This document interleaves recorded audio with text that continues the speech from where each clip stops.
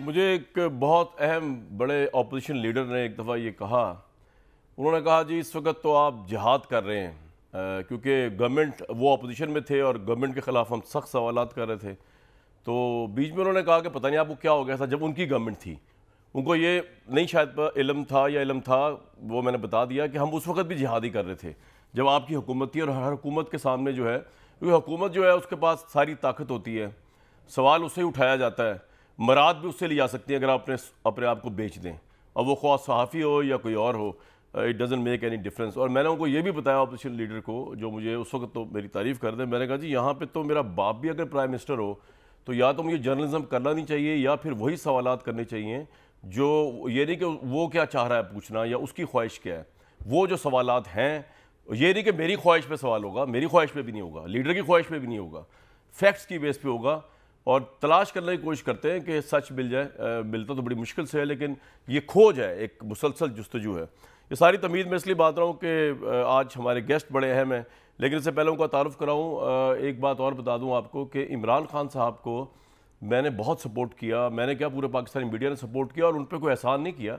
उनकी बातें भी बड़ी ठीक थी और इक़्तिदार में आने से पहले, और उनके करप्शन के बयानिए पे मुझ समेत पूरा मीडिया उनके साथ, उनके मेरिट के बयानिए पे मुझ समेत सारा मीडिया उनके साथ। लेकिन ऑब्वियसली, और मेरिट पे उन्होंने जितनी तैनातियाँ की बी का प्राइम मिनिस्टर, हमने उसको सपोर्ट किया। और असद उमर साहब को वज़ीर ख़जाना लगाया, हमने कहा ये बिल्कुल सही है, वो ठीक है। उन्होंने बाद में जो भी रीज़न्स की वजह से हटा दिया, हमने उस पर भी एहतजाज किया था वैसे तो, लेकिन बहरहाल उन्होंने लगाया। शाह महमूद कुरैशी को वज़ीर ख़ारजा लगाया, हमने कहा बिल्कुल ठीक लगाया। मुराद सईद हो जाए, अली मोहम्मद खान साहब हो जाएंगे, सारे लोग वो थे जो मेरिट पे थे और मीडिया ने उनको भरपूर सपोर्ट किया। लेकिन अब अगर आप बुज़दार को लगाएं और उस पर सवाल उठाया जाए और इमरान खान साहब नाराज़ हो जाए, तो उसमें मैं क्या कर सकता हूँ। एक मिसाल देने की कोशिश कर रहा हूँ।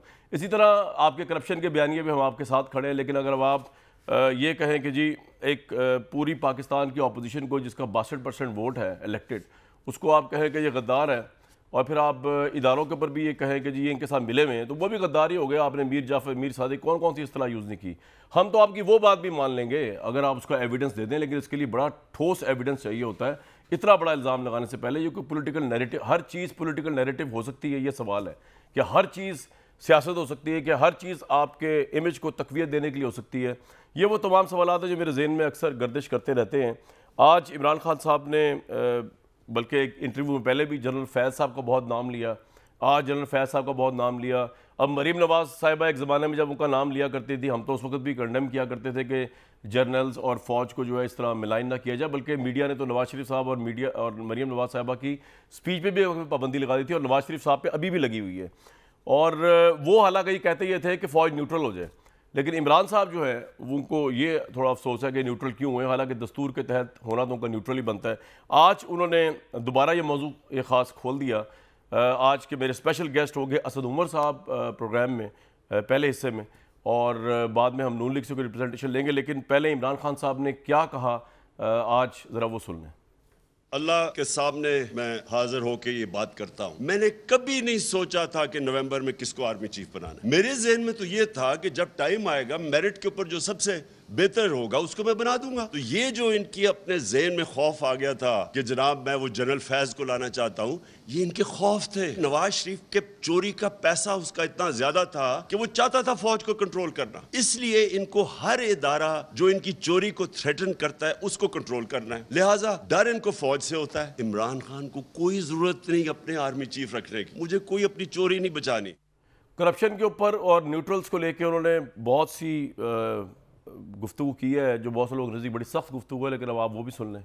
जूते पॉलिश करके कोई कौम नहीं बनती, जो डोनाल्ड लू ने कहा है। यानी तकब्बुर उस आदमी का देखें, उसकी जुर्रत कैसे बढ़ गई है कहने की। मैंने तो जब वो साइफर देखा, मैंने 10 दफा पढ़ा कि ये वाकई कोई इतना बेहुदा आदमी है जो ऐसी स्टेटमेंट दे सकता है। मुरासले की तो मुझे तकलीफ हुई, लेकिन जब मैंने ये चोर डाकुओं को देखा कि हमारे ऊपर मुसल्लत कर दिया है, मुझे उस सबसे ज्यादा तकलीफ इस पे हुई। मैं हमेशा सोचता था कि ये साजिश कैसे होगी, क्या शहबाज शरीफ को मुल्क का कोई प्राइम मिनिस्टर बना देगा। मैं तसव्वुर भी नहीं कर सकता कि कोई शहबाज शरीफ को मुल्क का प्राइम मिनिस्टर बना देगा। एक दिन मैंने न्यूट्रल से बात की, मैंने कहा इसके ऊपर 16 अरब रुपए के FIA का केस है, 8 अरब रुपए का नैब में केस है इसके और इसके बेटों के ऊपर। इस सेटअप को मुल्क के ऊपर मुसल्लत करने के लिए सारा मुल्क के इदारों को तबाह करना पड़ेगा। जो कदम उठाए जा रहे हैं ये असल में पाकिस्तान की डिस्ट्रक्शन है। एक आ गया है क्रॉस रोड्स, या इधर जा सकते हैं या उधर जा सकते हैं, वो न्यूट्रल बीच में रास्ते का वो गियर ही निकल गया। मेरा सिर्फ आखिरी एक सवाल है अपने न्यूट्रल से कि अगर घर के ऊपर डाका पड़े तो क्या चौकीदार न्यूट्रल हो सकता है? असद उमर साहब, बहुत वार्म वेलकम। क्या हाल है, आप खैरियत से हैं? जब से हुकूमत गई उसके बाद पहली दफ़ा तशरीफ लाए हैं, warm welcome. Thank you sir, ये बता दीजिए कि बेसिकली ये जो इमरान खान साहब ने आज कहा कि शहबाज शरीफ के मुतालिक वो तस्वर भी नहीं कर सकते थे कि वो प्राइम मिनिस्टर बन जाएंगे, या वो न्यूट्रल्स को कह रहे हैं। न्यूट्रल्स का काम तो नहीं है पाकिस्तान में, अगर इन प्रिंसिपल देखा जाए, अगर इन थेरी में आपकी बात मान भी लूँ कि इस मुल्क में ऐसे ही होता होगा, लेकिन इन प्रिंसिपल आप क्यों न्यूट्रल्स के पास बार बार इमरान खान साहब जाके ये कह रहे हैं कि शहबाज शरीफ को वज़ीर आज़म नहीं होना चाहिए?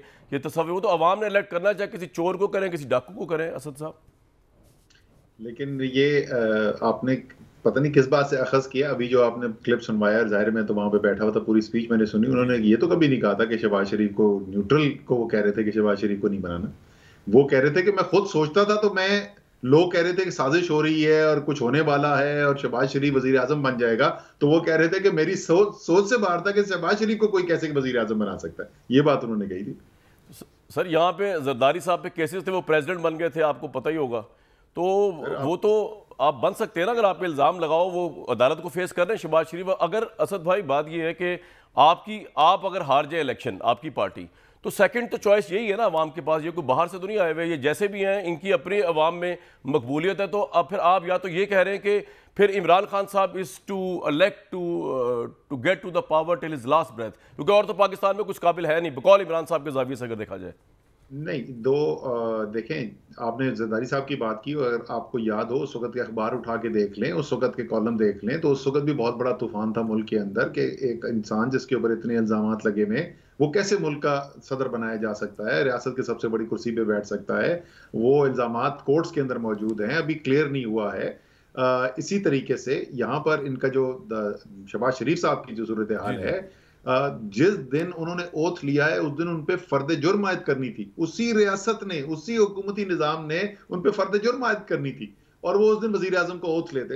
अगर आपके ख्याल में ये मुनासिब है तो चले, इस बात के ऊपर आप और मेरा इत्तेफाक नहीं है मेरे ख्याल में कि किसी भी कानून के मुताबिक चलती हुई जमहूरियत के अंदर ये नहीं होना चाहिए कि जिस शख्स के ऊपर फर्द जुर्म आयद की जा रही है, ये टीवी का इल्जाम नहीं है। या तो है ना कि जी आपके जो हरीफ हैं, सियासी हरीफ, वो आपके बारे में, वो आपको चोर डाकू कहते हैं, बिल्कुल सिर्फ सियासी हरीफ के कहने की वजह से नहीं होना चाहिए। वो आपको नहीं पसंद तो आपका प्रॉब्लम है, अवाम वोट डालेंगे तो वो फिर भी आएंगे।